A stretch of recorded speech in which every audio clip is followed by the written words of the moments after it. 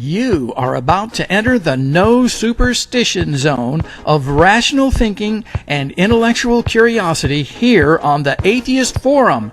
Standing by for your questions or comments at 727-441-3000, where you can talk to a real live atheist here on Tan Talk 1340.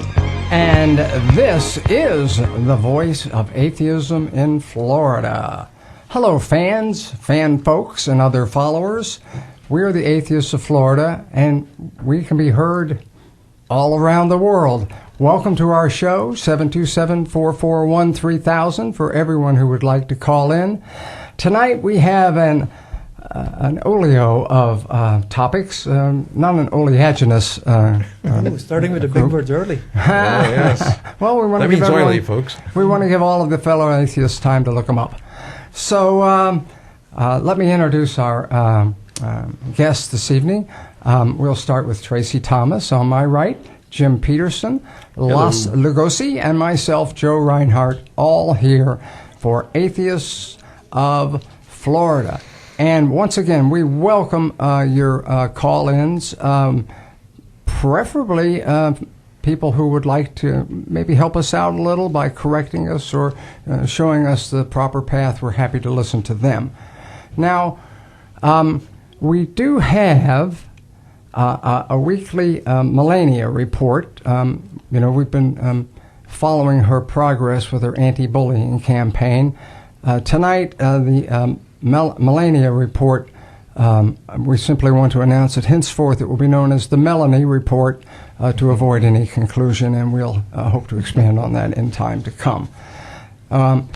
Moving on quickly from that highlight, let me turn to Tracy Thomas. Tracy has a couple of topics that she'd like to discuss this evening, and I'll let her introduce the topics, particularly as to which one suits her. If we can get her microphone working here, looks like it's almost there. All right, Tracy, go for it. Tracy can be heard. Yeah, that's not a problem. Good evening, everybody. So first I want to talk a little bit about the opening of the U.S. Embassy in Jerusalem that happened last week. First, before getting too much into the opening of the actual embassy, I want to talk about the pastor who was invited to give the invocation or the benediction at the opening. Many of you may have heard of him, Robert Jeffress, the pastor of the First Baptist Dallas megachurch. Interestingly enough, he was invited to do this benediction in Israel. However, in the past, he has been known to say things such as, all Jews will go to hell. You can't be saved by being a Jew. He also, he's not restricted to just Jews. Mormonism is a heresy from the pit of hell, as well as Islam, because he says Islam, a religion that promotes pedophilia. He says that President Barack Obama was paving the way for the Antichrist. What is this delightful person's name?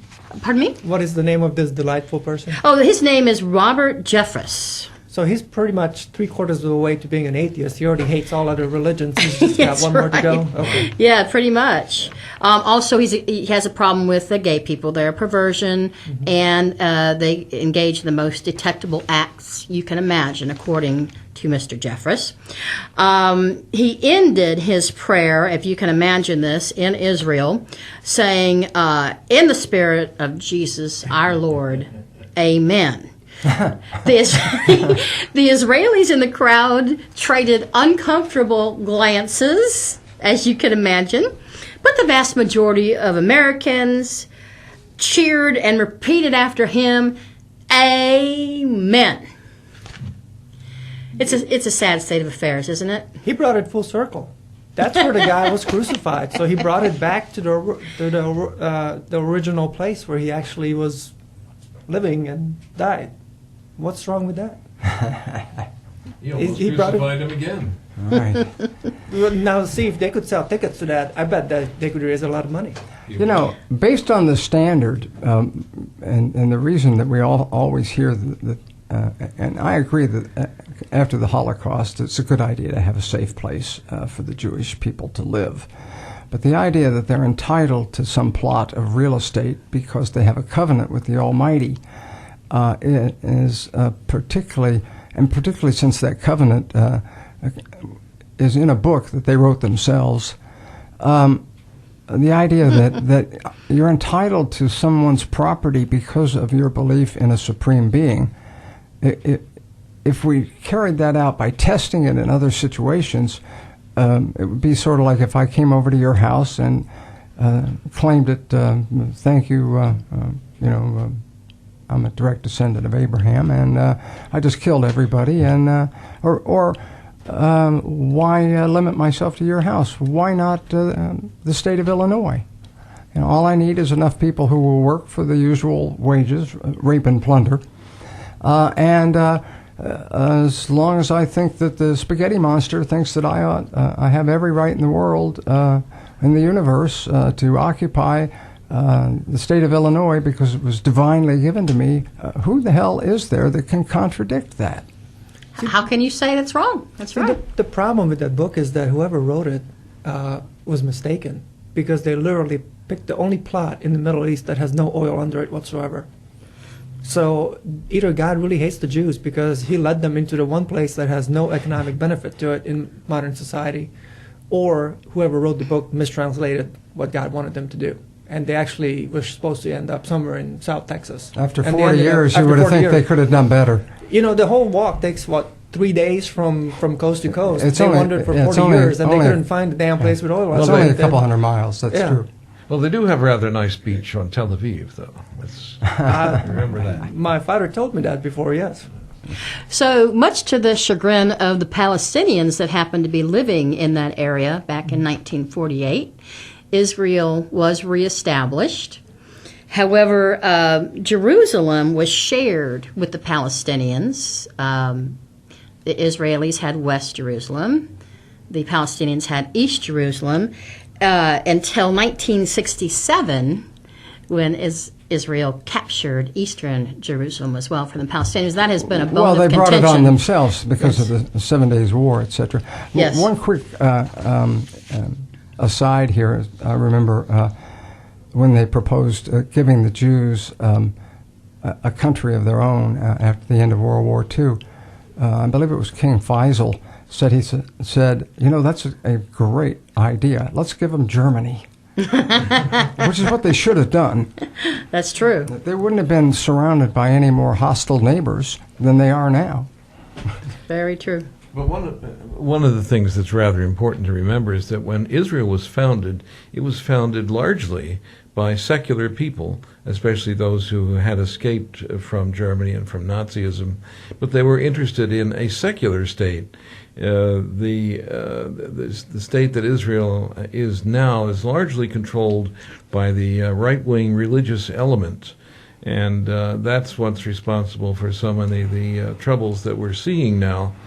And and as Joe has correctly pointed out, when you have a belief that the creator of the universe has given you a certain amount of real estate, it's hard to let go of that. And in fact, this whole moving of the embassy was largely motivated by religious considerations, not political ones. And I think perhaps Tracy might be addressing that. By the way, who signed the contract on behalf of God when it was signed at the closing? Angel Gabriel. Right. Well, the Almighty ought to know that typically you convey property by way of a deed, not a covenant. Typically, at least today. Yeah. So the ceremony was held on May 14, 1948, which was the 70th anniversary of Israel declaring independence in 1948, and the Prime Minister Benjamin Netanyahu declared during the ceremony that Jerusalem is the eternal, undivided capital of Israel. And we know because of this kind of words, because of moving the capital, or at least the embassy to Jerusalem, it has caused a major consternation with the Palestinian people and huge imagine protests. why that I would be can't a imagine problem. why Yeah, either. right. You Just know, another good example of religion doing its best to bring us all together. And when in fact there's so much land available in that part of the country that they could have 10 times as many people there and still have plenty of room if it weren't for the fact they had to waste all of their time, energies, and money and lives squabbling over whether or not this particular building or this particular plot of dirt or sand has some sacred meaning or some sacred application. By that standard, of course, none of us should ever go on top of Mount Olympus, even on to this day. I have some numbers on how many protesters have been injured and killed since March 30th, which was really the beginning of some of the protests in Gaza. It was the commemoration of Land Day, when in 1976, 6 Palestinian citizens of Israel were killed by Israeli forces after protesting the confiscation of their land. So since March 30th... So what's the butcher's list this time? Pardon me? What's the butcher's list this time? Yes, let's talk about this list. Okay, so in total, victims of live ammunition since May 30th, either injured or killed, 12,844. And when we talk about number of injured, we're talking Palestinians, because you know how many Israelis have been injured or killed. Zilch, zero, nada, right. So 111 have been killed, and total injured 12,733. And of those injured or killed, 11,029 are under the age of 18, so children.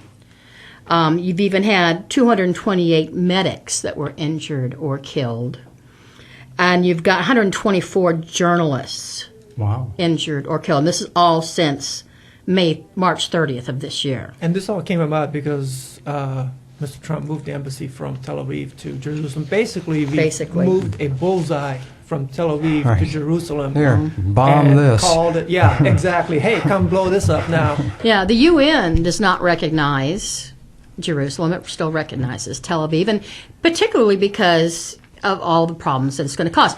You know, you had a peace process at one point. I don't know how that peace process is going to move forward at all in this situation, because you know that bargaining chip is gone. Right. That's all on the side of Israel. Move it back. And yeah, how would they move it back? You know, Trump, I think, acted almost exclusively for political reasons. But the really frightening aspect of this entire affair is that it has brought the end times rodents out of the woodwork, one of which is the Fox News host, Judge Jeanine Pirro. Not a fan.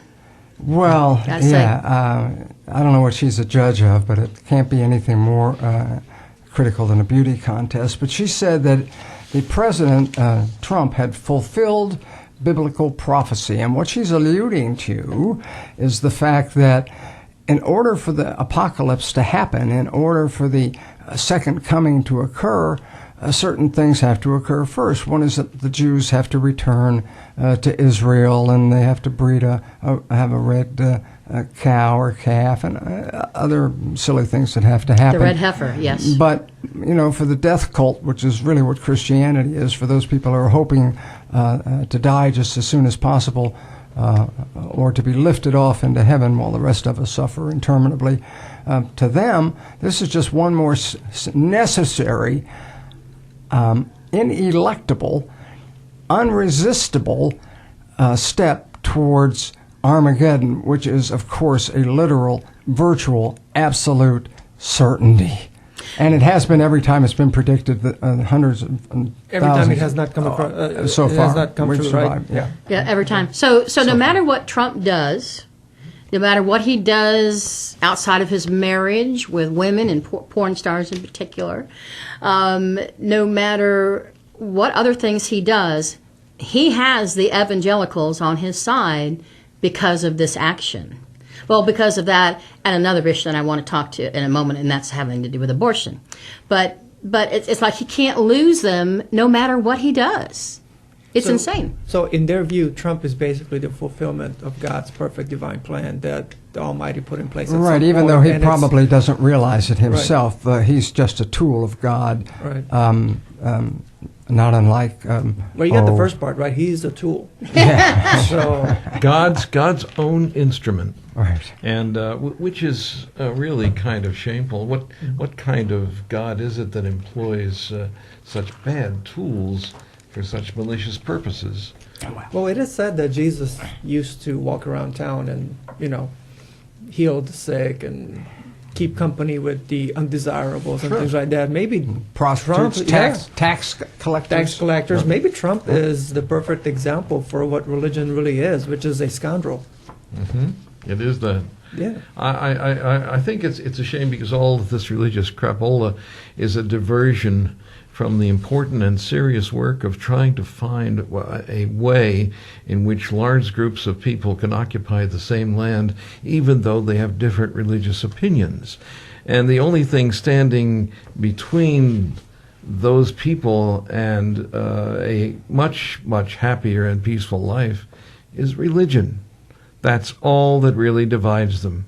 Because everything that unites a people, that is a common desire for a good life, for housing, for employment, for cultural opportunities, and everything else. All that is something which is very attainable, especially since Israel itself is a very advanced country.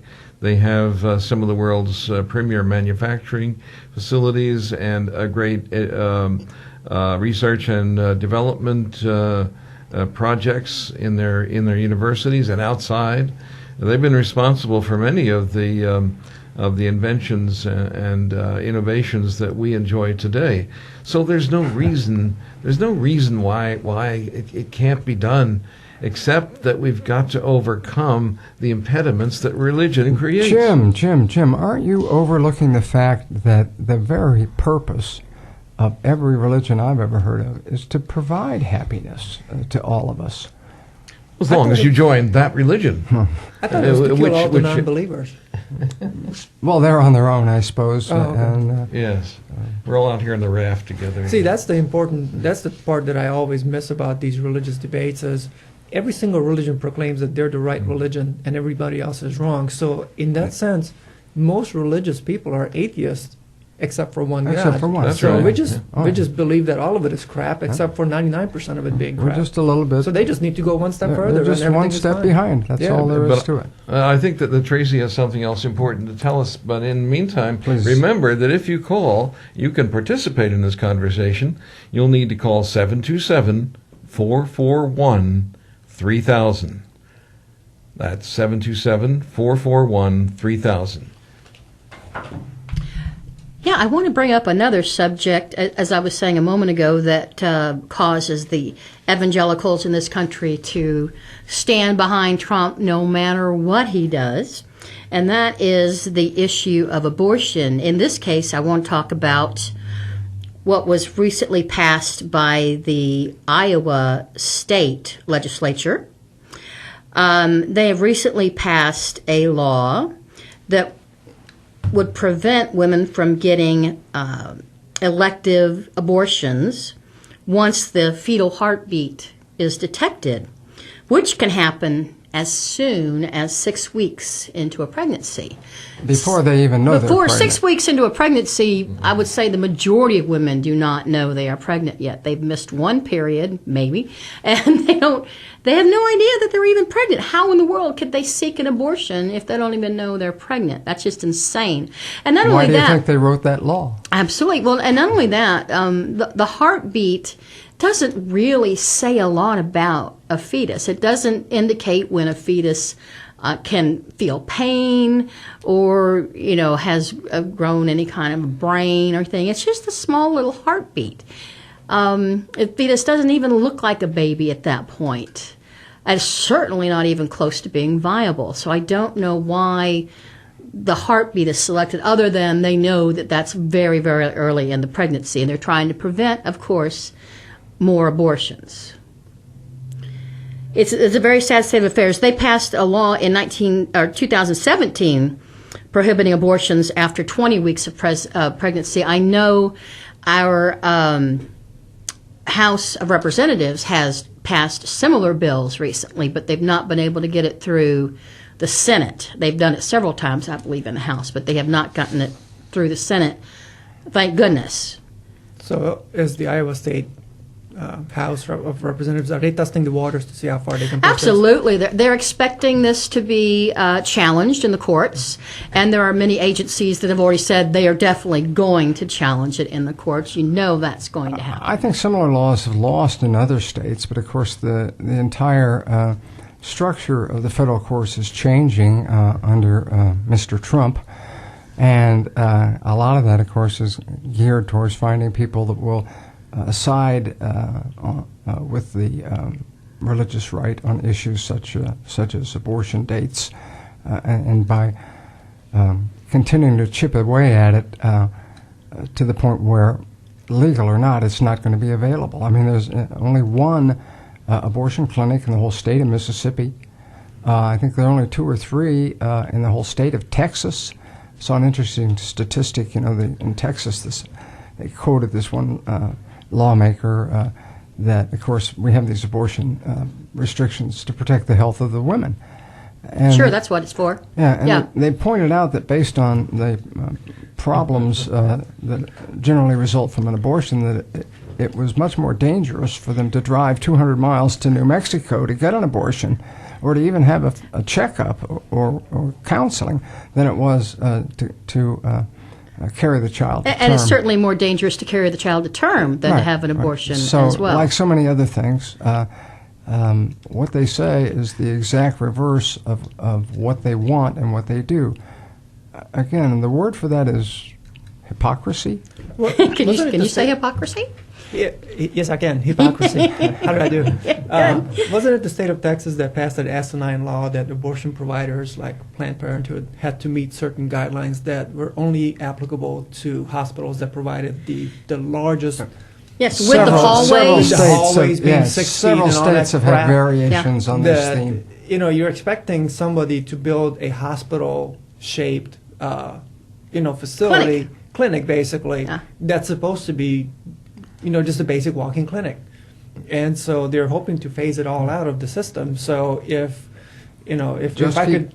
chipping away at it from every direction. If I could make the comparison that all these evangelicals who are passing all these laws, their wet dream is to get rid of abortion altogether because they see it as their God-given role in the world. Their duty. So of course. I mean, stopping baby killing.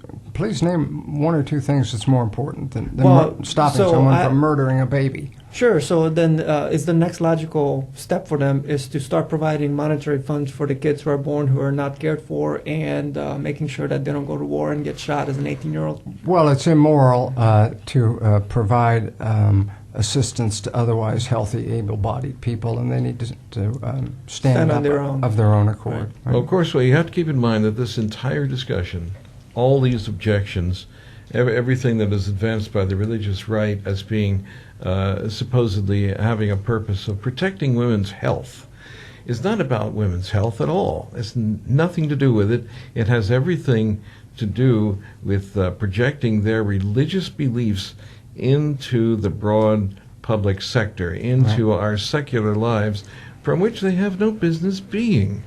I mean, there's no rational purpose served by these abortion laws because everybody, I think, knows and recognizes at this point in human history that a fetus is not a person. Right. All right, we're going to take a little break here. It's 1:30. We're going to take a little break, talk about Atheists of Florida and some other business for a minute or two. Stand by. We'll be back to answer all those important questions on the Atheists of Forum. Thank you. Atheists of Florida is a nonprofit membership organization founded in 1992. For over 25 years, Atheists of Florida has brought atheists together to address state-church separation issues, provide legal assistance in cases of religious discrimination in employment or educational institutions, help atheists meet others who want to live their lives free of religion, and produce the Atheist Forum. For membership information, visit our website at atheistofflorida.com, where you'll find our newsletters, annual reports, statement of purpose, and information about meetings and events. That's atheistofflorida.com. We're back and we're live, and we are the Atheists of Florida, and we are bringing you the Atheist Forum. Live, call in, talk radio. Call us 727-441-3000. 441-3000. You could almost memorize that if you said it 441-3000 enough times. We need a jingle. That's right. Give us a call. Got some change in my pocket. I'll tell you what we do have. We have our quote of the week. Actually, it's kind of a quote and a half because it's a quote based on a quote. The first statement is by one of my least favorite people on the planet Earth, Vice President Mike Pence, P-E-N-C-E, scum of the earth, in my estimation. He says, "My Christian faith is probably the most important thing in my life." Well, he's amply proven that to not be true. All right, our quote for the night is from Ambrose, Bierce. Christian, noun. One who believes that the New Testament is a divinely inspired book admirably suited to the spiritual needs of his neighbor.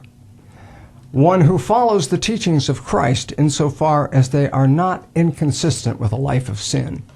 That was from his dictionary, right? Right, the Devil's Dictionary. That's Ambrose a great Bierce. quote. I love that. So much from Mike Pence being a good Christian. Yeah, right. Everything he's ever done in support of Donald Trump has proven that to be a lie. Next, let's go back to Tracy and Iowa and the attack on women's rights. Reproductive rights, yes. Rights. I want to make a couple of comments before we leave this subject.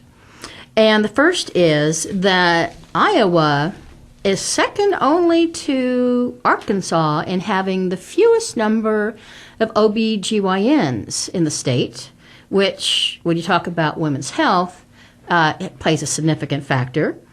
And there's many people that are afraid of the repercussions of this new law in perhaps lowering the number of OBGYNs in the state, particularly because to become an OBGYN, to become certified, you do have to be fully trained in family planning, of course, and all forms of contraception and training in the provisions of abortion. So you have to perform abortions to become OBGYN certified.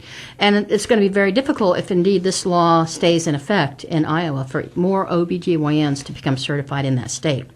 So that kind of nullifies the whole idea of this law being passed to protect women's health, because they obviously don't give a crap about women's health. That's exactly right. You don't have Isn't to that be amazing pregnant how that or ever have any intention of getting pregnant to need the services as an OBGYN. That's exactly correct. Well, I don't ever plan on becoming pregnant in Iowa in that case.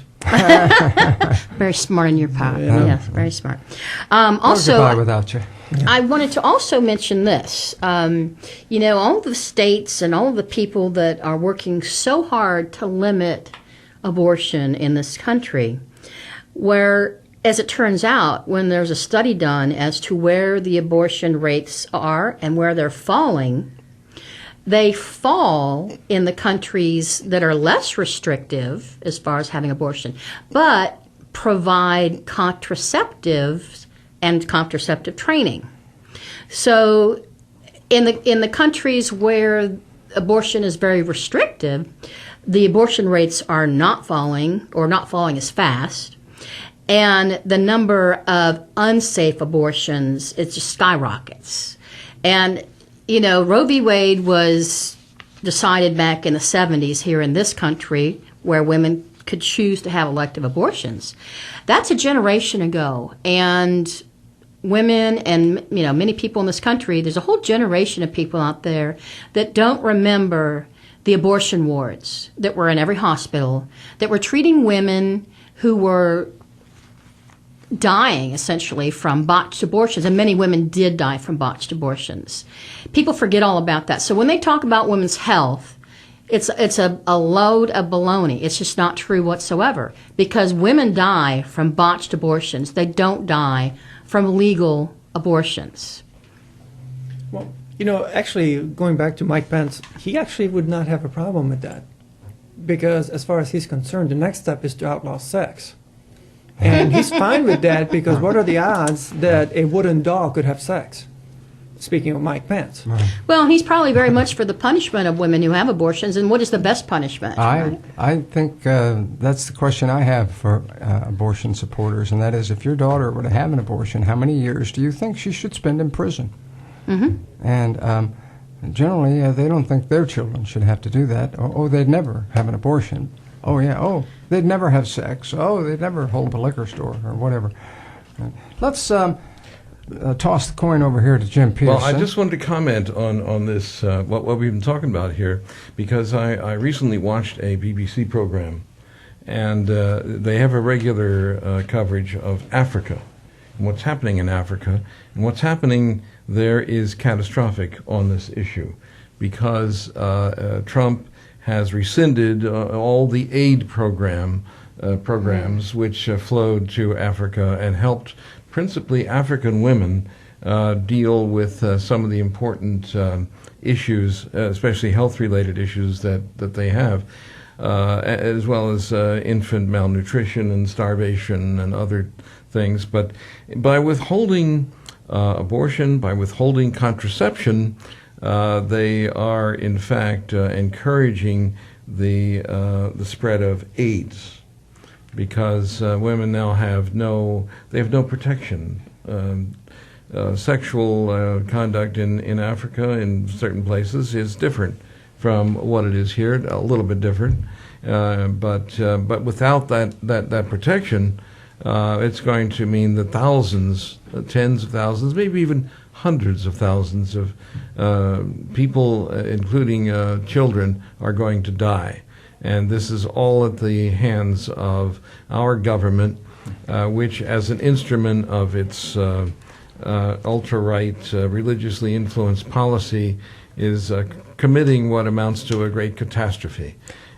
Everything, it seems at times that everything that this government touches, whether it's the embassy in Jerusalem or whether it's AIDS protection in Africa, or whether it's legislation that goes into our own country, everything is almost deliberately aimed at creating human suffering. Well, and at that, they're quite successful. Well, first of all, I think we should petition the U.S. government to make a motion to rename the new U.S. Embassy in Jerusalem the Bullseye of Jerusalem, because that's all it does. It puts a bullseye on that building. But remember, the Catholic Church had a really nice hand in that same contraception issue in Africa. Yes. Under Pope Benedict. They came out and they basically said that by using contraception, you're increasing the number of AIDS cases. And the previous Pope was apparently dead set against the concept of people protecting themselves from disease and things like that. So they outlawed contraception, which resulted in this humongous upsurge in the spread of AIDS, which is only started by the fact that private donations from the U.S. actually, namely, I think the Bill Gates Foundation had a huge part in that, in actually getting in there and trying to put some of that nonsense to rest. So to protect religious dogma, all kinds of things are being done in all kinds of So places. it's nice to see that the U.S. government is getting right back in bed with the Catholic Church, because what else could we possibly do, right? You're causing the suffering and deaths of living people who want to be here, people who are wanted, probably have friends and parents and children.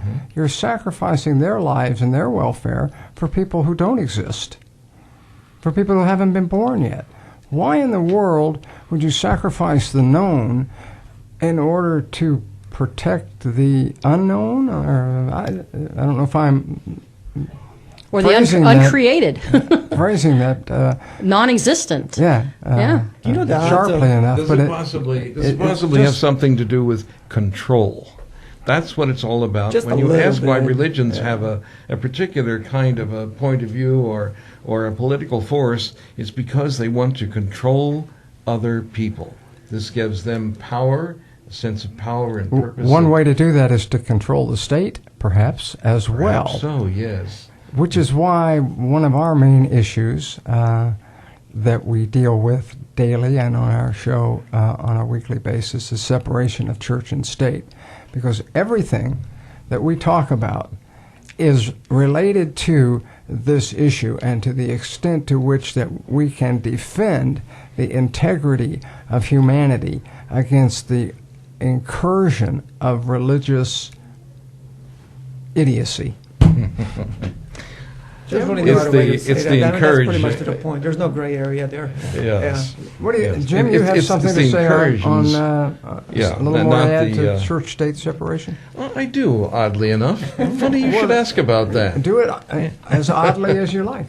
All right. Well, I can be pretty odd, and let's find out just how odd that can be. I was going to say that the creators of our country were united in their understanding that religion is a very important and meaningful aspect of many people's lives, and that it is also a potent but toxic source of conflict in society. So they came up with a brilliant law to solve that contradiction. The First Amendment to the Constitution, which states in its opening sentence that Congress shall make no law respecting an establishment of religion or prohibiting the free exercise thereof. It strikes just the right balance. Allow religion to exist without fear of persecution or oppression, but don't promote religion. It recognizes that religion is a personal choice, a personal liberty guaranteed to each and every citizen. Our government shall not be in the business of religion. There shall be no Church of America. There shall be no House Committee of God. The U.S. government should not subsidize or establish religion. No one should ever pay taxes to support religious beliefs that they do not share or religious activities that they oppose. However, the government should definitely not take away people's right to be religious. It shall not suppress, destroy, denigrate, or subvert religion. That is, government should not impinge on the, quote, free exercise of religion. What an enlightened, fair position to take, and one that is originally quintessentially American, something of which we can all be proud. Unfortunately, many Americans just don't get it. They wrongly believe that everyone's tax dollars should go to support Christian symbols or beliefs, their own, of course. They wrongly believe that their religion should be able to dictate what laws their members can or cannot abide by. Indeed, the First Amendment is currently under attack by many religious people, most notably evangelical Christians, who want religion to be promoted by the government, and in many instances for Christians to have special rights. And this is our concern, very much so, and it should be yours too. No religion should have special rights. We've seen what can happen. We look at history that shows us that all the tremendous wars and conflicts that have raged at the expense of the lives and well-being of millions of people around the world in so many places. It's not just limited to Europe, but in Asia and Africa as well. And it has happened in this country also in various ways. And we want to stop that. We want to have a world in which people are able to rationally conduct their lives free from religious interference. Religion is fine as poetry and as a lyrical expression, if you will, of a human aspiration. But beyond that, it should have no role whatsoever in government. Morality, the kind of morality that we need in order to have a fair and reasonable society, is something that is built into us. We experience during the course of everyday life what the meaning of the word fair is. And from there you build on that moral sense. And that's really all you need. You know, I'd like to see justice prevail when it comes to the issue of church-state separation. I'm thinking maybe as an example is Ave Mariaville down by Naples or wherever it is down there, Boca Raton, whatever, where people are actually required to live by the Bible. And I don't even mean the Old Testament, because they'll put you in prison if you live by the Old Testament.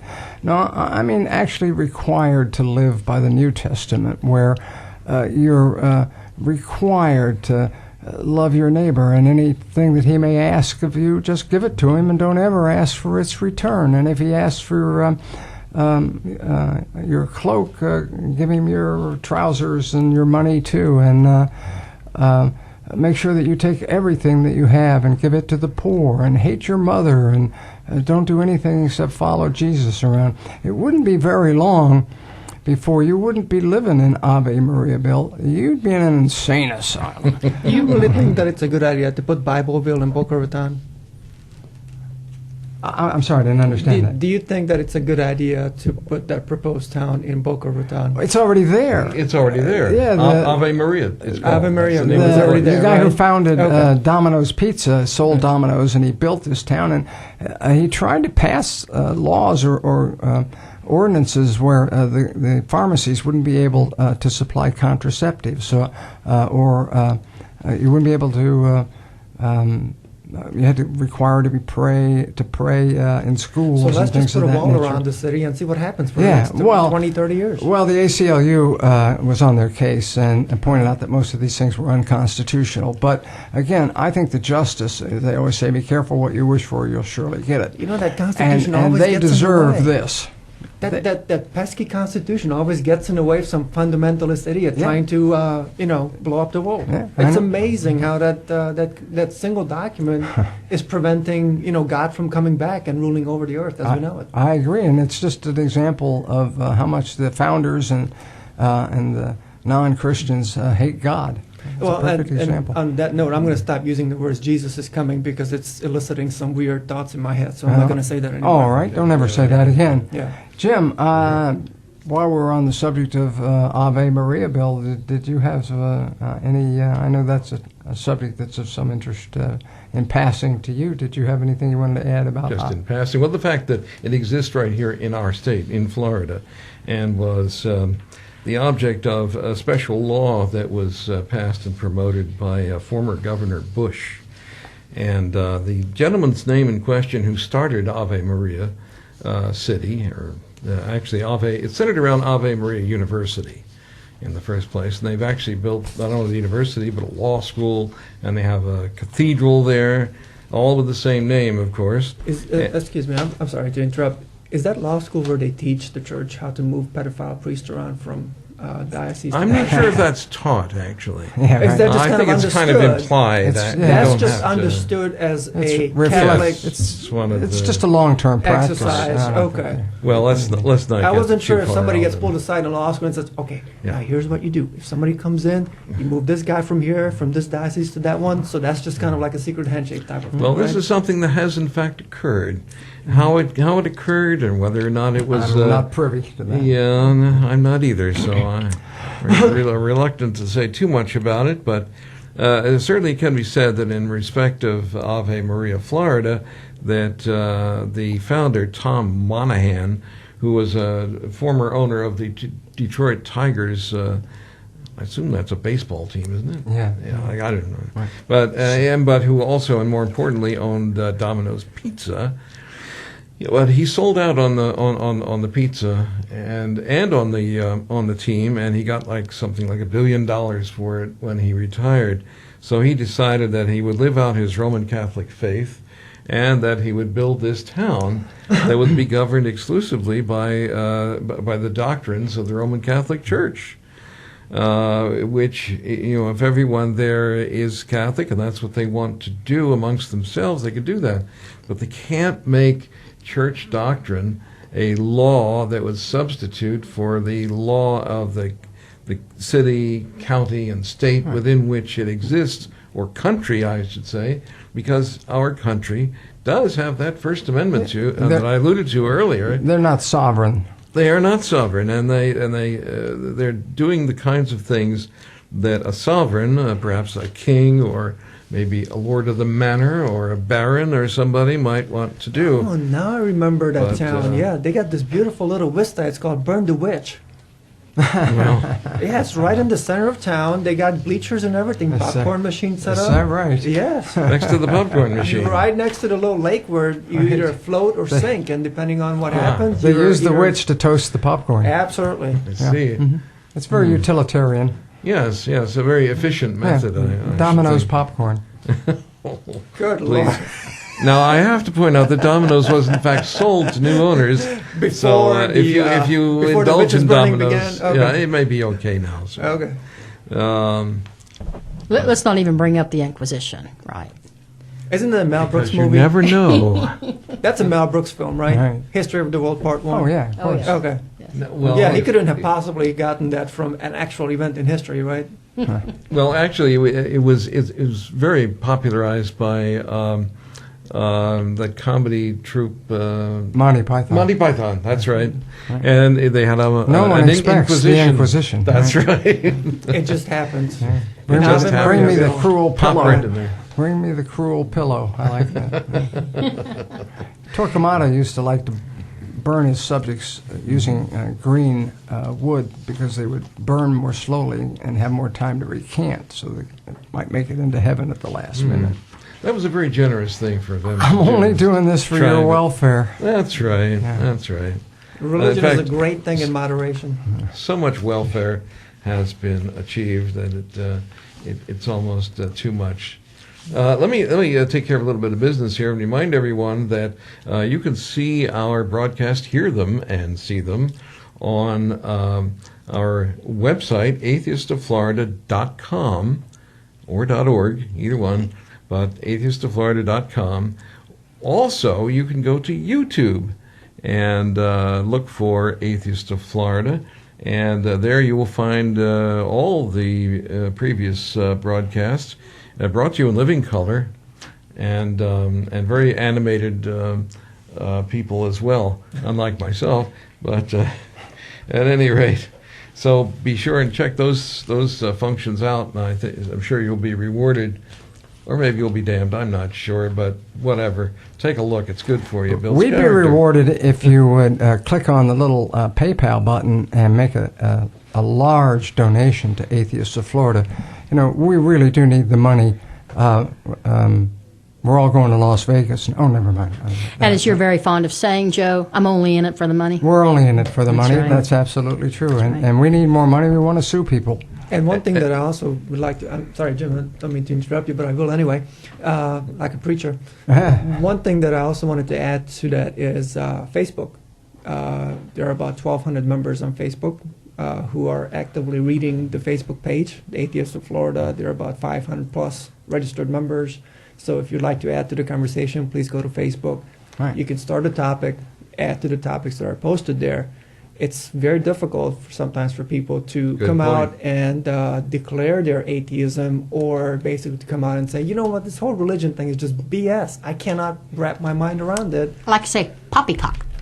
Poppycock. And whether you go but whether they you can't go because on they're afraid of the what will happen. So go to Facebook and you can Well, post anonymously. you know, we've got whether you go on Facebook or on YouTube, be sure to give us a thumbs up. Oh yeah, Very and important. subscribe. We Like need that thumbs Facebook up. We're really page. desperate We need for subscribers. Right. We need your help. You know, there's safety in numbers, and we need all the numbers we can get.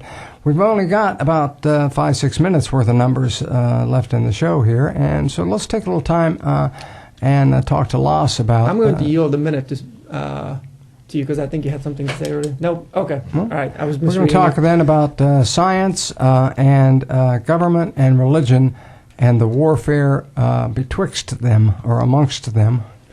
Well, thank you, Joe. One of the things that always has been true throughout history is that government always try to either control science for their own benefit, or they try to somehow sideline it in case it didn't meet their purpose.